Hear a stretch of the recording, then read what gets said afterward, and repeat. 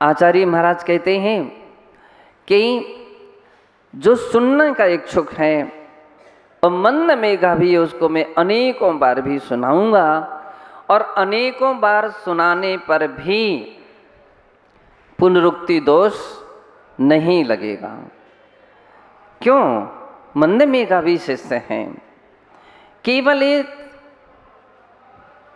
कोई भी व्यक्ति इस प्रकार का सिद्धांत बना करके ना बैठ जाए कि मैं तो एक ही बार कहता हूं, द्वारा नहीं कहता हूं।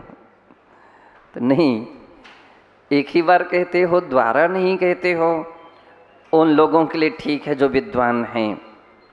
जो विद्वान नहीं हैं उसके लिए तो आपको द्वारा भी समझाना पड़ेगा, नहीं तो एक बार भी समझाना व्यर्थ है। हमारे यहाँ एक भैया आता है तो उसके लिए कोई बात कहो, हमारे महामंत्री भी जब उनके लिए कोई बात कहते हैं तो एक बार के बाद फिर उनको द्वारा भी बतलानी पड़ती कि हाँ, बोले हाँ अब समझ में आ गया, अब बात समझ में आ गई। ये बात अलग है कि इनको अपने मतलब की बात जल्दी गैर मतलब की देरी से बंधु, कहने का अर्थ आप कल्पना ये कर लीजिए कि किसी को सुनाई ही नहीं पड़ा है या समझ ही नहीं पाया है, उन शब्दों को पकड़ ही नहीं पाया है, और उसके सामने आप कहो कि एक बार सुना ना, हम तो एक बार सुना देते, द्वारा नहीं सुना सकते, एक बार कहते द्वारा नहीं कहते हैं, तो आपका उसके सामने तो कहना ही बेकार हो जाएगा। तो आचार्य महाराज कहते हैं कि नहीं, शिष्यों के लिए और मंद मेधावी शिष्यों के लिए एक बार नहीं, 2 बार, 3 बार और अनेक बार भी तब तक समझाना चाहिए जब तक समझ में ना आ जाए। हर ग्रंथ लिखने के पीछे कोई ना कोई एक ऐसा हेतु रहता है, कोई ना कोई एक व्यक्ति निमित्त बनता है, एक माध्यम बनता है जिसके लिए ग्रंथ लिखा जाता है। जब हम सर्वार तत्वार सूत्र ग्रंथ देखते हैं तो तत्वार सूत्र ग्रंथ के लिए जिन पालित नाम का एक श्रेष्ठी, एक विद्वान हेतु बने और उसको समझाने के लिए आचार्य उमा स्वामी जी ने तत्वार सूत्र ग्रंथ लिखा। इसी प्रकार से आचार्य श्री योगींद्र देव मुनि महाराज के लिए परमात्म प्रकाश समझाने के लिए मुख्य हेतु बने, तो उनके ही शिष्य प्रभाकर भट्ट वो हेतु बने। अब प्रभाकर भट्ट एक ऐसा उनका शिष्य था कि आचार्य महाराज ने उसके समझाने के लिए पूरा ग्रंथ ही लिख दिया, पूरा ग्रंथ लिख दिया। इसका मतलब ये है कि प्रभाकर भट्ट एक जिज्ञासु शिष्य था, जिज्ञासु शिष्य था, समझने की उसके अंदर में जिज्ञासा थी। एक स्थान पर हम लोगों की वाचना चल रही थी और वाचना चले तो उसमें एक सज्जन आते, एक प्रश्न करते और प्रश्न करके निकल जाते, प्रश्न करते और निकल जाते। तो मैंने देखा कि प्रश्न तो करते हैं लेकिन निकल जाते हैं। एक दिन मैंने उनको बैठा दिया, मैंने कहा सुनो आज तुम्हें बैठना है। वो बैठ गए। जब उनके प्रश्न की बारी आई तो मैंने कहा क्यों जी, आप इस प्रश्न के उत्तर को समझते हैं? तो उसने कहा हाँ मैं तो समझता हूँ। मैंने कहा आप समझते हो तो ये प्रश्न क्यों मुझसे किया है, ये प्रश्न क्यों किया है? तुम रहते क्यों नहीं हो? तो बोले महाराज ये तो मैं सब समझता हूँ, ये सब जानता हूँ। बंधो, जानते हो समझते हो तो फिर समझे को नहीं समझाया जाता है। मैंने उसको प्रश्न वापस दिया और कहा अपने पास रख लीजिए। समझे को नहीं समझाया जा सकता है, ना समझ को समझाया जा सकता है।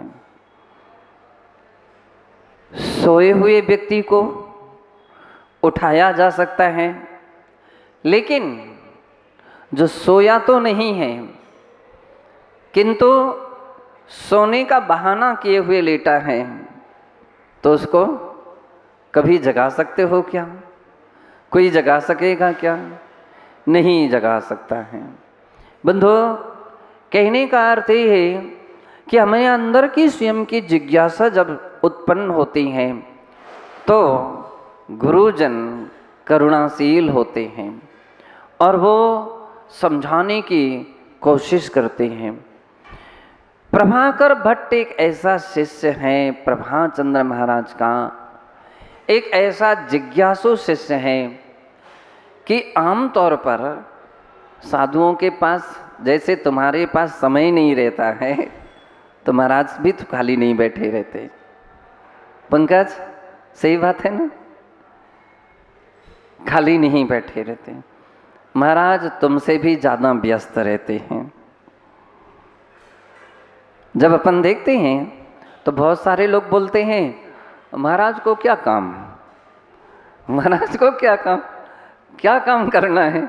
आराम से आहार करना है, ना दुकान जाना है, ना बाजार जाना है, ना सामान खरीदना है, ना कोई बेचना है, ना रिश्तेदारी निभाना है, ना कोई घर गृहस्थी का काम करना है। अब उनके लिए क्या काम, वो तो खाली हैं। बंधो, तब मालूम चलता है जब कोई निकट से आकर के देखता है। एक ऐसे ही एक बार प्रसंग आया कि एक व्यक्ति वो बहुत जिज्ञासु था, इच्छुक था कि मैं महाराज के पास बैठूं, कुछ बात करूं।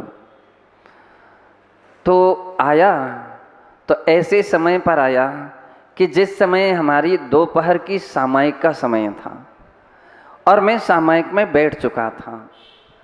अब वो आया, इंतजारी करते करते 2 minute, 4 minute, 5 minute, 10 minute, 15 minute, शायद आधा घंटे तक तो हिम्मत बनाए रहा। उसने कहा ये तो बैठे ही। वो उठ करके चला गया। फिर वो दूसरे दिन 4 बजे, 5 बजे आया, 3 बजे आया। तो 3 बजे आया तो समय स्वाध्याय चल रहा था, तो उस समय भी वो थोड़ी देर तक बैठा और चल दिया।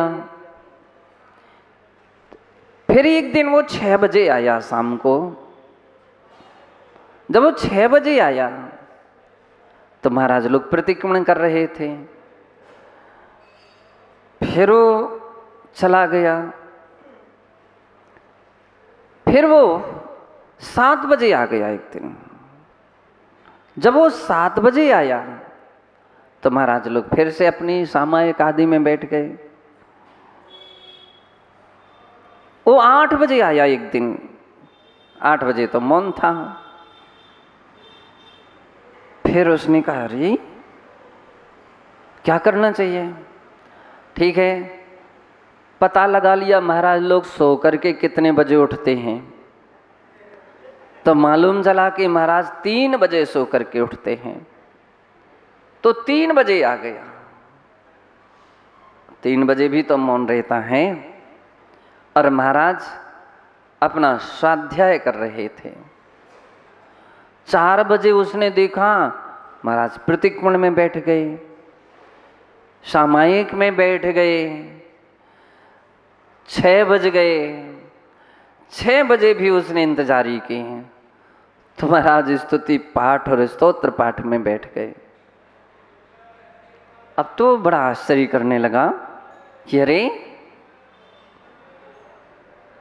हम तो समझ रहे थे महाराज खाली मिलेंगे।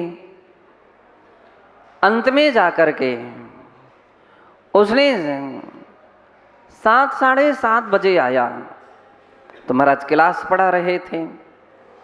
फिर देरी से आया तो महाराज स्वाध्याय में बैठ गए। प्रवचन में बैठ गए। फिर थोड़ी देर से आया तो महाराज आहार के लिए गए। फिर थोड़ी देर से आया तो फिर महाराज सामायिक में उसको बैठे मिले हुए। बंधो, ऐसा करते करते उसने पूरा समय खोज लिया और अंत में जाकर के योग इतना अच्छा निकला कि वो एक ऐसे समय पर आ गया कि महाराज शौच के लिए जा रहे थे तो उनके साथ हो गया। बोले ये अच्छा समय है बात करने का। उसने महाराज से पूछा कि आप खाली किस समय रहते हो, खाली किस समय रहते हो? तो महाराज ने कहा खाली बिल्कुल भी नहीं रहता हूँ। बोले अच्छा, खाली नहीं रहते हो? मैंने कहा नहीं। उसने कहा खाली क्यों नहीं रहते हो? मैंने कहा खाली घर शैतान का होता है, शैतान का होता है। उसने कहा अभी तक तो मैं यही समझ रहा था कि हम लोग ही घर में व्यस्त रहते हैं। और कितने व्यस्त रहते हैं? तो आपकी कहानी तो आप सब जानते हैं कि सुबह से शाम तक 1 मिनट भी खाली नहीं रहते हैं। अच्छी बात ये है कितने व्यस्ततम समय में भी आप दर्शन करने के लिए, अभिषेक करने के लिए, पूजा और स्वाध्याय के लिए समय निकाल लेते हैं। बंधो, इस सबसे बड़ी बुद्धिमानी है, सबसे बड़ी चतुराई है। मैंने उस भैया ने कहा कि महाराज मैं तो यही समझता था कि साधु जन को तो क्या काम है, कुछ काम ही नहीं है, वो सब खाली रहते हैं। जब मैंने आकर के देखा तो महाराज जैसे व्यस्तता तो और किसी को नहीं रहती है। दुकान पर तो आप बैठे बैठे कुछ क्षण शांति से बातें भी कर लेते हो, लेकिन महाराज के यहाँ बातें करने के लिए कहीं गुंजाइश नहीं रहती है। हमारा पंकज रोज हमेशा बोलता है महाराज श्री 10 मिनट तो हम लोगों को भी दो, फॉर यूथ की क्लास लगा लीजिए, कहीं एक प्रोग्राम बच्चों के लिए, युवाओं के लिए। हम लोग 4 महीने निकल जाएंगे, हम कुछ भी नहीं पा पाएंगे। मैंने कहा जरूर कोशिश करूँगा, कोशिश करूँगा। बंधु, कहने का अर्थ ये है कि आचार्य श्री योगींद्र देव महाराज एक ऐसे बहुत महान साधक कि जिनके लिए एक एक समय दुर्लभ और बहुमूल्य समय उनका था। निश्चित है ज्ञान ध्यान तपो रक्तः तपस्वी सा प्रशस्यते। जो आत्म ध्यान ज्ञान में, आत्म साधना में, आत्मा की ध्यान में और तपस्या में लीन रहते हैं, उन्हें समझाने का कहाँ समय है। लेकिन पूज्य आचार्य महाराज ने प्रभाकर भट्ट के लिए समय निकाला। और प्रभाकर भट्ट एक ऐसा शिष्य है, एक ऐसा शिष्य है जो माध्यम बना हुआ है।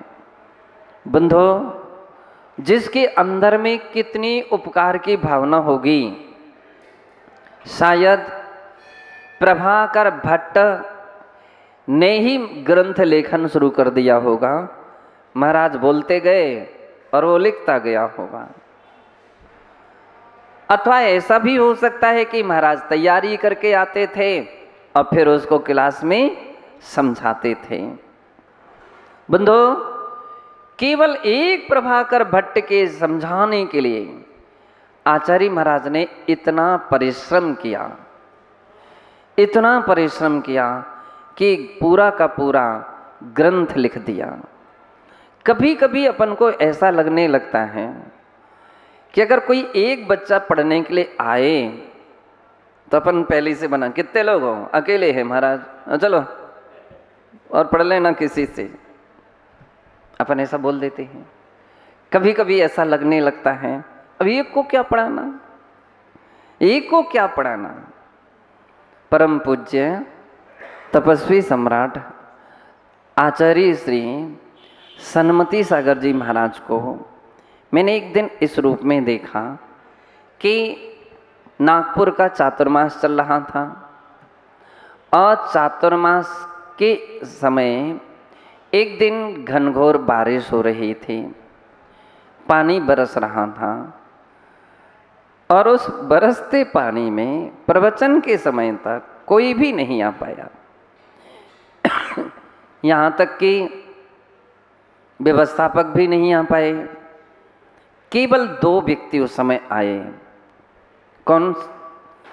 एक तो माली था, वो जो फर्श बिछा रहा था, और एक माइक वाला था।